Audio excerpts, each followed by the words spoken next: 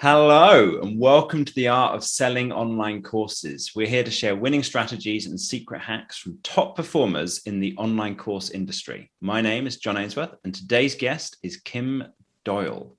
Kim is an entrepreneur, coach, speaker, podcaster, and content strategist. She's the co-founder of the Content Creators Planner and has built her lifestyle business using WordPress, podcasting, creating content, and a commitment to just show up. She was widowed in 2003 with two small children and was determined to build a business that allowed her to be at home while doing something she loved. So fast forward today, she runs a six-figure business, including the content creators community, teaching content and email marketing and coaching entrepreneurs on creating a business and lifestyle they truly want. And she is living in Costa Rica.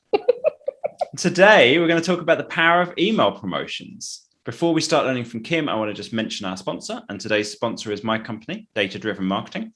We help online course creators increase their online course revenue, normally between about doubling and quintupling their revenue. And we help you convert more visitors into leads, leads into sales, and sales into higher revenue sales. So if you want to know how much more you could be making, then go to datadrivenmarketing.co/calculator and we'll figure it out for you. So Kim, welcome to the show. Thanks, John. Thank you for having me. Got my coffee. I got a great conversation. It's a perfect way to start the day. Lovely.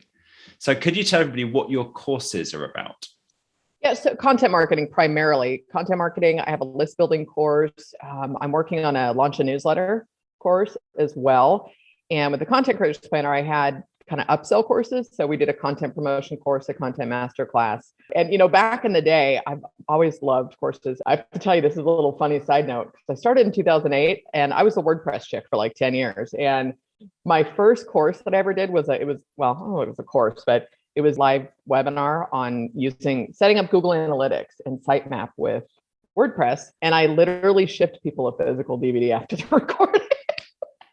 have you ever heard of Kanaki? It's like you can get DVDs and CDs produced for like $1 something. And so anyways, I've still got one shrink wrapped, my little WordPress. I do. I saved it for posterity. I'm like, my great grandchildren one day are gonna be like, what is this thing? Anyways. So, but now it's primarily on list growth and newsletters, email marketing content is kind of the shtick of what I do. I wanted to watch, there's an old comedian, Tommy Cooper. Do you know him?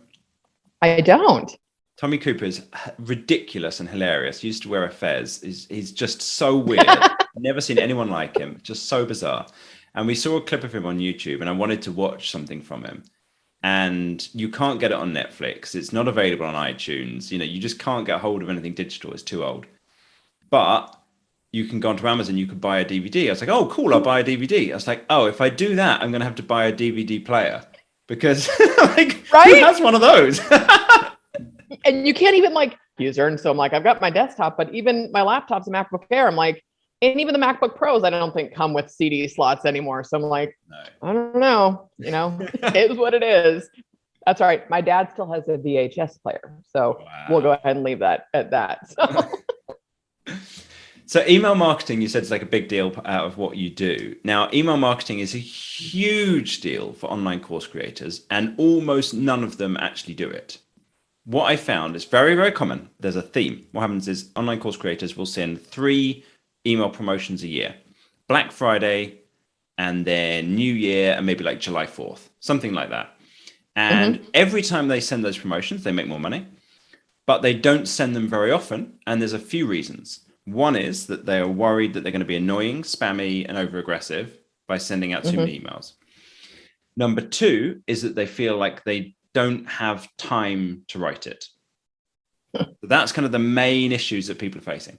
So if people feel like they don't know what to write or they're kind of stuck with this, what would you say to people about that? The first thing is, I have another term. Like I was telling John before we started recording, guys, I like to make up terms and hashtags. One of them, my new terms, is entrepreneurial adulting. Okay. And so what that means is you need to do the work and practice it. So if you're not sure about email marketing, it's one of those things that I don't know what it is. And maybe I'm, assuming this American behavior is across the globe everywhere, but it's this idea of being comfortable with discomfort. You're going to be uncomfortable writing. If you don't do it consistently, you're going to be uncomfortable with it. So the easiest way to approach this is to start thinking, this is what I did, okay? Because again, I started in 2008. I would occasionally do an email and I felt exactly the same way.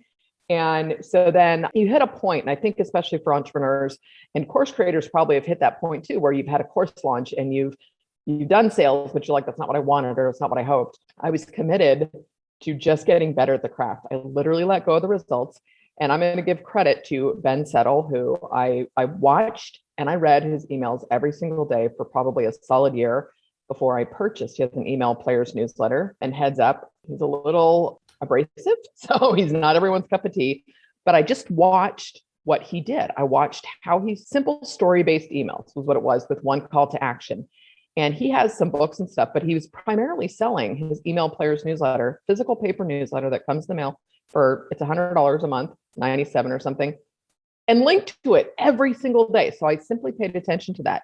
So then I made this commitment to myself. I was like, all right, if you've not read the book Compound Effect, and it's probably along the lines of Atomic Habits, where it's that small, consistent action that'll make or break anything, right? So I was like, this is it. I'm going to get good at this. I'm going to test it. The first month, nothing, total crickets. And people were unsubscribing because, of course, I hadn't been emailing. And I'm going to talk about some of the examples of how I started doing this. And then by like the third month, I mean, I had some affiliate incomes like triple within 3 months, because I treat email marketing, I treat content truly like I'm talking to people, like I'm just talking to a friend. So you're asking about some silly stories. Here's one of my most favorite stupid stories that I shared. So my subject line was, I literally fell down the stairs. And so I wrote this email because what I was doing is I was going to take the dogs for a walk, and I'm always listening to podcasts. So I'm walking down the stairs, deciding what to listen to, not paying attention to what's in front of me. And it was just one of those slow motion moments where I was like, oh my God, this is not going to end well, because I also had like a gate at the bottom of the stairs to keep my dogs out of the living room. And I was fine, but kind of hurt my ankle and I broke my sunglasses. But that was the subject line of my email. And so I just told this story. And I have a podcast too. So people who read me and listen to me can hear my inflections, right, in my emails. And so, I just told people, how many times are we not looking at what's in front of us? I mean, it was such an easy pivot. If you start, I think the easiest way to start is, if you're going to do broadcast emails, let go of email sequences and launches. You have to get comfortable writing. You have to get comfortable communicating and treating your subscribers like people. And you want to have a conversation with them. I can't tell you, John, since moving to Costa Rica, how many people just reply, I love hearing your journey. I love hearing your story. I love seeing what you're going through. And I'm one of those pretty transparent people. I share, I don't know if I can swear, but I kind of share the shit show along with like the move to Costa Rica. So it makes it relatable. And there is this idea of, with marketing copy, and when you're writing marketing copy, it's what's in it for them, right? I so understand that, but also sharing what you're going through is super easy to connect with people. Something's going to resonate. And I sort of created this thing I call it like my core content values. So anytime I create content, I want it to do one of three things. I want it to entertain, I want it to educate, or I want it to resonate. I want it to touch someone in the heart. So, I want people to walk away from engaging with my content feeling like that was worth my time. I don't ever want people to feel like that was a waste. Why'd I stick out that webinar or whatever? So if you're not sure, treat email like you were simply talking to your friends. So here's another example I use. I'm a little bit of a Marvel and a Disney and a Harry Potter nut, right? Like I just love all that stuff. So when Endgame came out, I kid you not, I saw it 3 times in the theaters. It was that good.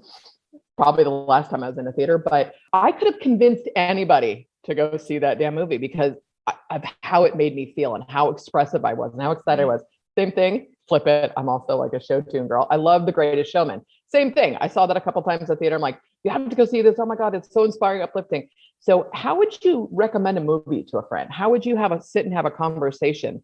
And so I tell people, like, baby step into this. You would be so pleasantly surprised at the email that works versus thinking you need to write like a copywriter. Last story. The other piece of this is some of my best content that performs, and this is where everything is content comes into play, has no SEO value. It has no clickbaity title, nothing. So you shared with the bio. So I was widowed in 2003. It was a car accident. My kids were 6 and 2 at the time. And so I wrote an email on a Sunday, and it was on the anniversary of my husband's passing. It was like at the 14-year mark. And I sent out an email because for the first time, it wasn't the first thing on my mind on that anniversary date, right? And I woke up a few hours later and I realized what day it was. And I was so grateful to be on the other side. I was just so in awe that my kids and I were on the other side. Life was good. We were good. And so I sent out an email, and the subject line was "in loving memory and a personal message of hope." And I just told people, you're going to get through it. Your dreams are worth pursuing. It's hard, but no one gets through this life unscathed. We all have trauma and challenges and all of that. And so I sent that email out on a Sunday, just when I felt like writing it. It was probably the highest responded email that I ever got. And so then I took that email and I wrote a blog post, and I put a picture or wedding photo in that blog post. Same thing, highest traffic shared post to date. And I had so many people saying, I didn't know this about you. And at this point, I'd been online, I don't know, 9 years, like my brand had been up. It was always in my about page. But that story piece connects you with your audience. And so I think people start thinking that they have to be clever, they have to teach, they have to do something. You don't. You just need to be a human being that cares. And so that was a whole bunch of stories to tell you that you just need to start. You're going to be uncomfortable and just share, just like you would want to hear from somebody else. I think one of the crucial things in there is a lot of people think, because we say to people to do 2 email promotions a month, and it's huge. It revolutionizes people's business.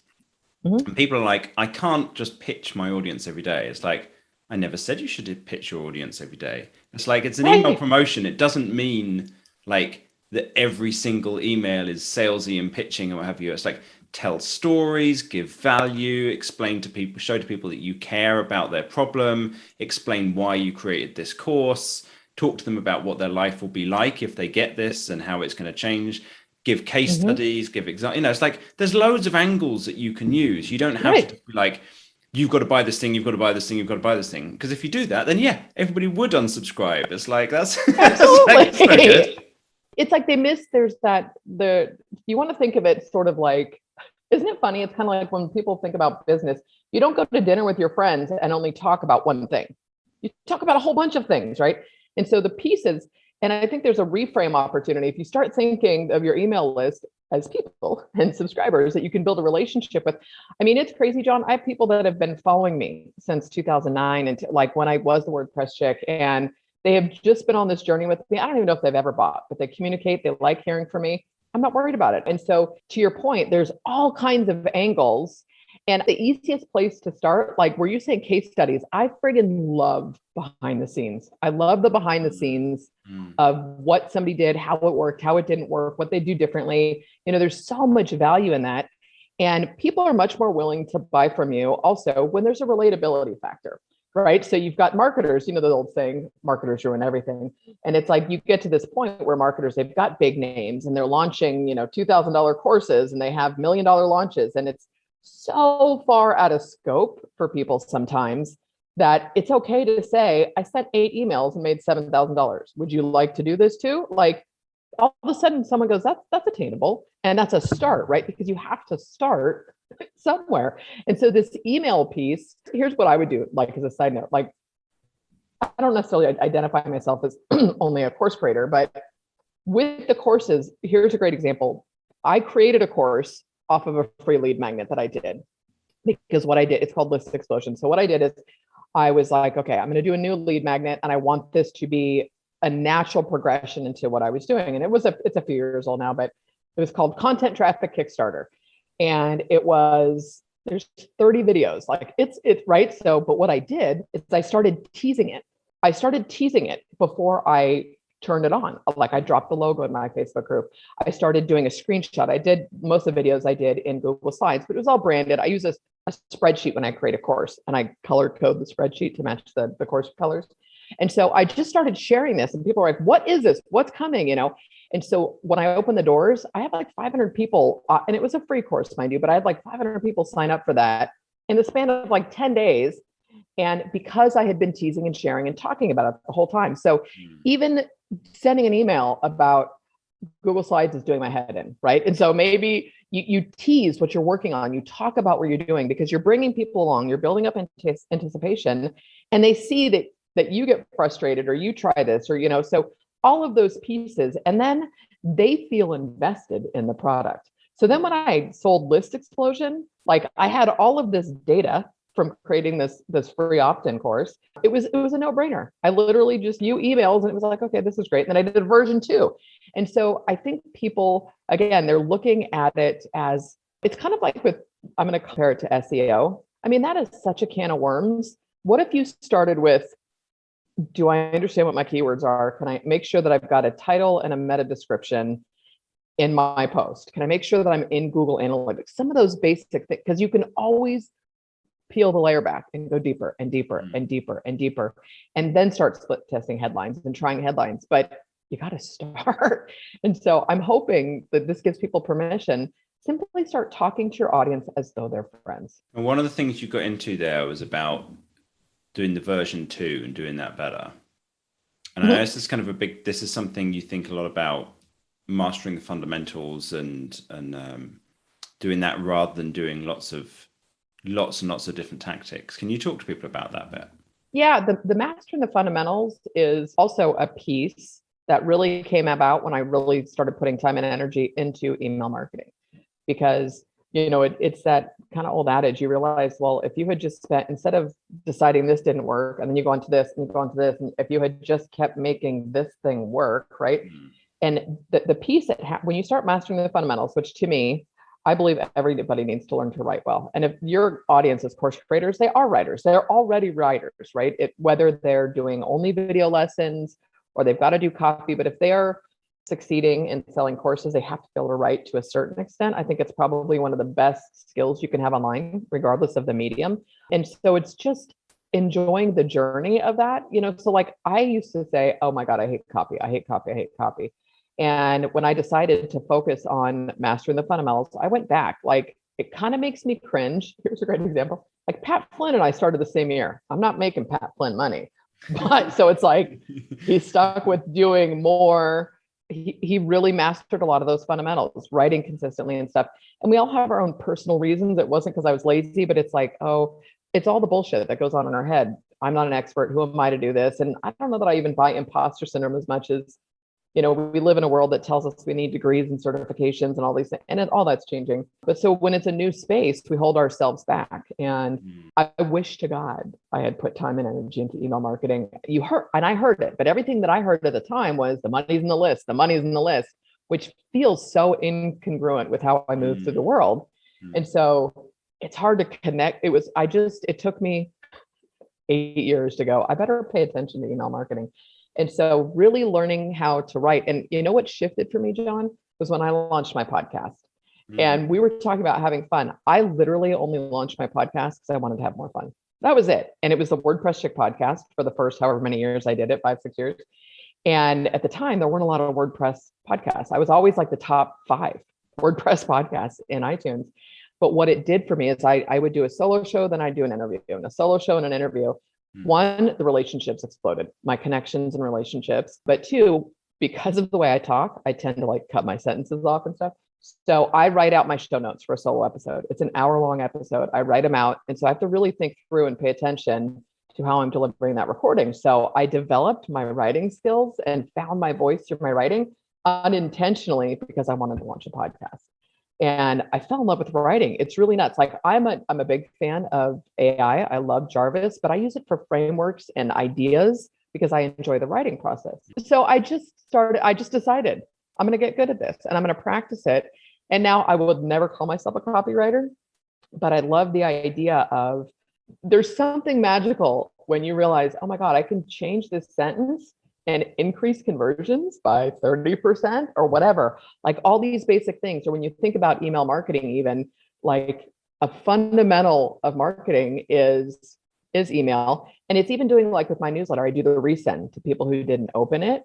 And it's like, well, duh, they're one of 10% more open, right? Like those, and it takes 5 minutes. And so it's creating those practices, but the fundamentals, truly writing, understanding.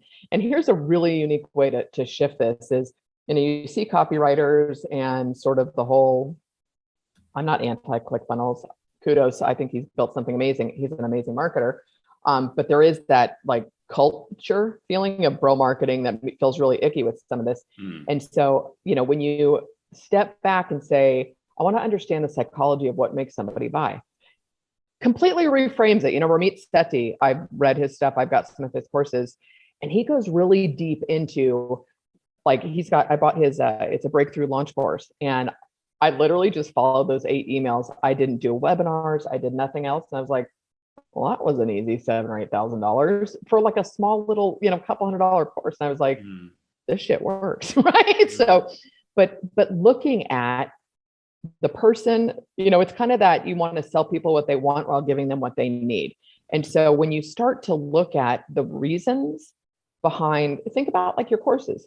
What is the reason for taking a course or wanting to do this? Here's another, like I recently bought it's called Canva Content Mastery. I know how to use Canva, I know how to use Photoshop, but I was like, there's a psychology about what you're sharing and when you're sharing it.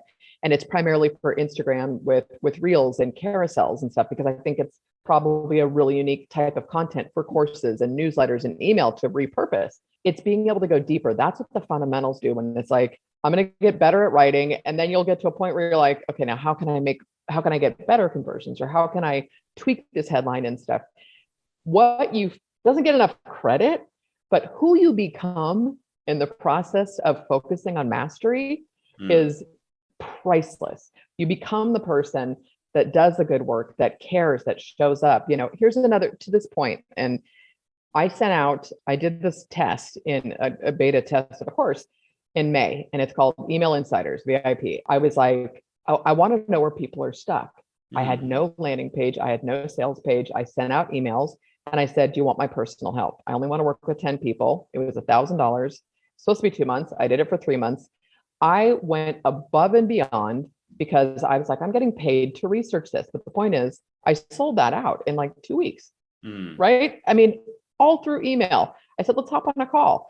And then when I'd get on a call, some of them were 30 minutes, some of them were an hour. And I'm like, you could do this and this. She's like, all right, so how do I do this? And then people were pitching me to work with me in this thing because we got to have a connection. And I just said, look, I wanted to see where people were struggling with email. And it always comes back to fundamentals, John. It always comes back to fundamentals. And then it's this feel the fear and do it anyway. So many people have this angsty fear about, and this is a really random side story, but I'm going to tell you this relating to getting over the fear. So when I did that, I tested Ramit's email thing, right? And it wasn't a launch. I was like, I'm going to see if I can sell this way. There was language that I was not super comfortable with. The whole, all right, it's the last day, 5 o'clock email, cart's closing, 8 o'clock, cart closes in 3 hours. I hadn't done a lot of that, right? And so I was like, I'm going to do this. And I found an amazing therapist / mentor when I lost my husband. We've stayed in touch and I work with her. And so we were doing this like kind of fun work, not necessarily therapy, but I'm like, I'm ready to go bigger. And I had moved out of California. I went to Boise for a year, which is why I'm in Costa Rica. I'm just kidding. So, but I was doing this really intense work with her. And I had to say to myself one day, I'm like, girl, if you can talk to her about this, you can freaking send an email, so you start reframing what you're doing. It's literally, there's nobody telling you, there's nobody yelling at you. And even if they do, it's like when people unsubscribe, it used to bother me a lot. And now if I look at it, I'm like, oh, I don't even know who you are. This is fun. And meaning I don't personalize it. And there's a time and a place for everything. And there are people's lists that I've unsubscribed to and resubscribed, but it's just when you focus on getting better at your craft, you don't personalize the opinions. And because there's an element of integrity, I guess, is part of it. And you will feel better as an entrepreneur knowing, okay, I did this, I sold it. How can I make it better? How can I make it better? How can I deliver more? How can I connect more? And I think we're in this time where this space is really matured. I mean, and it's just blowing up, right? But the space is maturing, meaning it's that, Eugene Schwartz, who wrote the book Breakthrough Advertising, and there's a market sophistication that's happening. So even our students and customers and clients are becoming more aware of, I think this is a launch happening there. This language is becoming much more common. And so it's the easiest way to differentiate yourself is to just be better and to care more. It's I mean, we forget these like basic human fundamentals, right? Yeah, I had one of my more popular videos I put out in our Facebook group was where I explained to everybody in the group why they are badass motherfuckers, because they've done all this work. It breaks my heart, to be honest. It's like it's all these course creators who've done all this work. They've built up an audience. They've built up all these courses. They've become an expert in an area. They're great at what they do. And then they just aren't doing that bit in the middle of the actual marketing to make the money from it. And it's like, and we see it with our clients. Like we see just people doubling, tripling their revenue. I tell people on the call with them, it's like, I think you can double your revenue or triple this. And they don't believe me. And then it happens. And I just see this again and again, just like, honestly, I know this. I've done this so many times. It's always the same. You do these. There's a quote from Bruce Lee. I don't fear the man who has thrown 10,000 kicks. I fear the man who has thrown one kick 10,000 times. And it's like, there's eight or nine. Oh, that gave me goosebumps. Like, that was a good quote. Yeah. There's 8 or 9 things that we get people to do. And that's it. It's just, and one of them's sending 2 email promotions a month. And that's probably the most important one. It takes longer to get the hang of, but there's other ones that are like really quick. You can set up in an afternoon and it'll make a difference.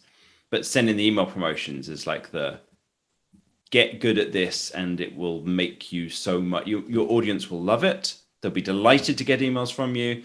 They will buy in droves. You will be happier and you'll be richer and your life will be better and you'll be helping more people. Like, isn't that good? Like, you get to do that. It's like, if it's a bit uncomfortable getting there, just chill.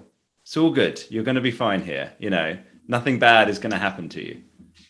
Well, it is. And when you think about discomfort, like that little angst in your stomach is not trekking 10 miles through snow. And like, you know, I mean, like, really put it in perspective, like, and then I'm not diminishing the discomfort, but like, you can do this. And that's absolutely it. And, you know, when you were talking earlier about when people they feel like they have to pitch all the time.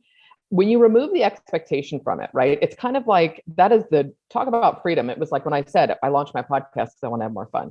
When I do things without an expectation of pay the mortgage for the next 10 months, or this has to do that, whatever, it's like, oh my God, I want people to connect with this, that when you do it because it's in your heart and you have a calling and you feel that mission. And if you don't feel those things, do you need to be doing it? And I'm not saying everything has to be like a passion project, but when you believe in something, I so think, you know, we have a responsibility to help other people with it. And it doesn't take a lot. Sharing beyond the 2, like where you're recommending the 2 pitches a month. I remember when I was doing the almost daily emails, it was a challenge sometimes to figure out what was I going to link to, right? It was like, what am I going to link to? So I'm a big Medium reader. I'm a huge proponent. And by the way, if you're not on Medium, like I recently just started putting my newsletter up as a publication. I got subscribers every day. I was like, another one, this shit works.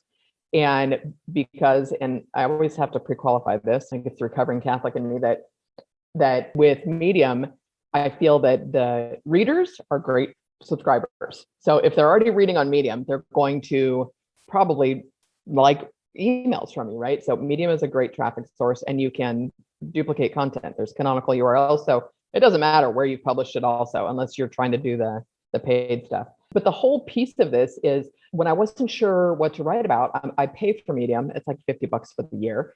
And so I get a daily digest of articles, right? And because I have a newsletter that I curate content all the time, so I would just find a great article, explain why it touched me, and then I would link to an article. That's it. And so what happens is you also become the trusted expert when you're not always pitching, which removes this pressure of always be selling. And so this is why I love newsletters so much, because if you're not comfortable writing, like, you can curate content. I remember when I was a WordPress chick and I was finding my way, because I had a whole bunch of I'm like, I'm not a developer, I'm not a programmer, I'm not a designer, I just like WordPress, and I just was sharing my journey. And so what I started doing, where I blew up the audience also, I just started sharing stuff in the WordPress space. You know, a newsletter is also another way when you're saying, hey, look at this tool, this article, this person, this podcast that is of value and it complements what you're doing. People trust you because you're not always selling. So it almost makes it more fun to find things that you can share that are of value that you enjoyed. Have you ever seen the Oatmeal? Have you ever looked at his stuff? No, I don't know. Okay.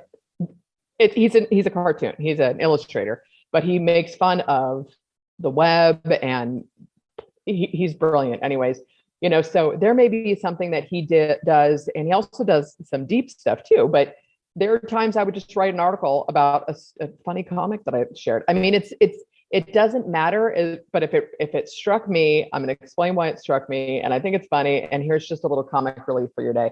Like, really remove that pressure from having to be selling, and all of a sudden it becomes kind of a game. I like to turn everything in a game. I'm like, all right, well, how many clicks can I get through this today, or whatever it is. But if you say, look for the stupidest meme you can possibly find, it doesn't make a difference. But take out the need to have a definitive outcome. Make the purpose of your email to provide value and show up and do it yourself.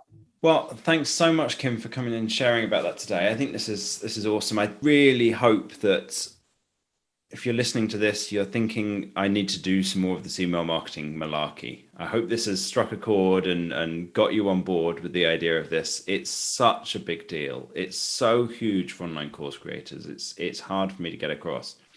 If people want to learn more about this and more from you, where can they go? KimDoyal.com, DOYAL.com. Can I just add one more little snippet there, John? Yeah. With email marketing, I feel like I talked a lot about mindset and the content piece of it. You can find strategies in terms of how many emails should I follow up with an email sequence, or how many times should I split test, all of those things. I mean, that content is all over the place. I shared from the place that what got me over it was mindset, which tends to be the biggest block, and you got to get those working together. So start having fun with email, and the rest will organically start lining up for you. Beautiful. Thank you. If you found this interview useful and you want to get future episodes, please subscribe wherever you listened. And I look forward to talking to you soon.